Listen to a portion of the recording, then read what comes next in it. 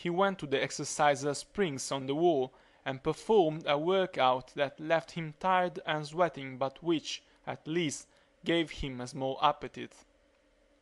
The day passed, and the next. He made another search of the bubble's interior with the same results as before. He felt almost sure then that there was nothing in the bubble with him. He established a routine of work, pastime, and sleep that made the first week pass fairly comfortably, but for the gnawing worry in his mind that something invisible was lurking just outside the windows. Then, one day, he accidentally kicked the wall with his metal shoe tip. It made a sound like that from kicking a tight scratched section of tin, and it seemed to him that it gave a little from the impact, as tin would do. He realized for the first time how thin it was, how deadly, dangerously thin. According to the specification he had read, it was only 1/16th of an inch thick. It was as thin as a cardboard. He sat down with pencil and paper and began calculating.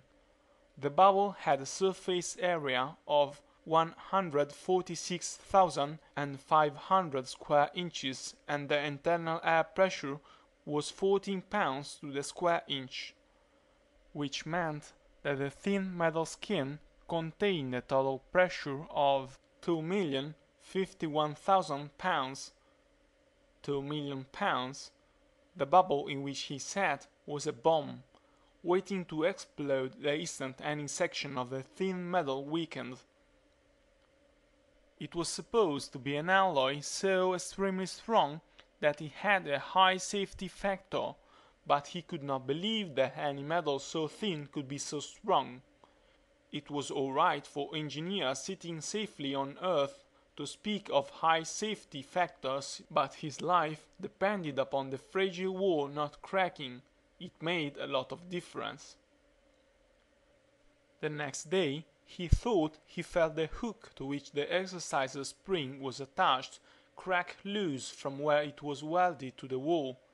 He inspected the base of the hook closely, and there seemed to be a fine, hairline fracture appearing around it. He held his ear to it, listening for any sound of a leak. It was not leaking yet, but it could commence doing so at any time.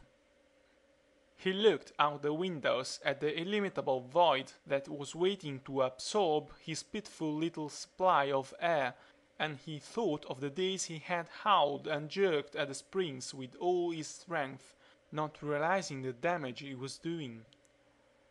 There was a sick feeling in his stomach for the rest of the day, and he returned again and again to examine the hairline around the hook. The next day he discovered an even more serious threat. The thin skin of the bubble had been spot welded to the outside reinforcing girders. Such welding often created hard, brittle spots that would soon crystallize from continued movement, and there was a slight temperature difference in the bubble between his working and sleeping hours that would daily produce a contraction and expansion of the skin, especially when he used the little cooking burner. He quit using the burner for any purpose and began a daily inspection of every square inch of the bubble's walls, marking with white chalk all the welding spots that appeared to be definitely weakened. Each day he found more to mark, and soon the little white circles were scattered across the walls wherever he looked. When he was not working at examining the walls, he could feel the windows watching him, like staring eyes. Out of self-defense, he would have to go to them and stare back at the emptiness. Space was alien, coldly, deadly alien. He was a tiny spark of life in a hostile sea of nothing, and there was no one to help him. The nothing outside was waiting day and night for the most infinitesimal leak or crack in the walls. The nothing that had been waiting out there since time without beginning, and would wait for time without end. Sometimes he would touch his finger to the wall and think, "Death is out there," only 1/16th of an inch away. His first fears became a black and terrible conviction. The bubble could not continue to resist the attack for long. It had already lasted longer than it should have. 2 million pounds of pressure wanted out, and all the sucking nothing of intergalactic space wanted in, and only a thin-skinned metal, rotten with brittle welding spots, stood between them. It wanted in. The nothing wanted in. He knew then that Horn and Silverman had not been insane. It wanted in, and someday it would get in. When it did, it would explode him and jerk out his guts and lungs. Not until that happened, not until the nothing filled the bubble and enclosed his hideous turned inside-out body, would it ever be content. He had long since quit wearing the magnetized shoes, afraid that the vibration of them would weaken the bubble still more. And he began noticing sections where the bubble did not seem to be perfectly concave, as though the rolling mill has pressed the metal too thin in places and it was swelling out like an overinflated balloon. He could not remember when he had last attended to the instruments. Nothing was important but the danger that surrounded him. He knew the danger was rapidly increasing because whenever he pressed his ear to the wall he could hear the almost inaudible tickings and vibrations as the bubble's skins contracted or expanded, and the nothing tapped and searched with its empty fingers for a flaw or a crack that it could tear into a leak. But the windows were far the worst, with the nothing staring in at him day and night. There was no escape from it. He could feel it watching him, malignant and gloating, even when he hid his eyes and his hands. The time came when he could stand it no longer. The cot had a blanket, and he used that, together with all his spare clothes, to make a tent stretching from the table to the first instrument panel. When he crawled under it, he found that the lower half of one window could still see him. He used the clothes that he was wearing to finish the job, and it was much better than hiding there in the concealing darkness where the nothing could not see him. He did not mind going naked. The temperature regulators in the bubble never let it go too cold. He had no conception of time from then on.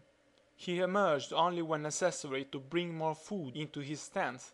He could still hear the nothing tapping and sucking in its ceaseless search for a flaw, and he made such emergencies as brief as possible, wishing that he did not have to come out at all. Maybe if he could hide his tent for a long time and never make a sound, it would get tired and go away. Sometimes he thought of the cruiser and wished they would come for him, but most of the time he thought of the thing that was outside, trying to get in to kill him.